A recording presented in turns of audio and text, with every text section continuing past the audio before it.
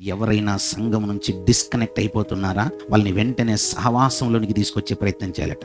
మామూలు రోజుల్లో వెళ్తే ఒక కూలి ఇస్తారు, ఈ సండే రోజు వెళ్తే డబుల్ పేమెంట్ ఇస్తారన్న. అంటే డబుల్ పేమెంట్ అని వెళ్ళిపోయావు, కానీ ఘోరాతి ఘోరమైన నరకానికి వెళ్తావని మాత్రం తెలియలేదు.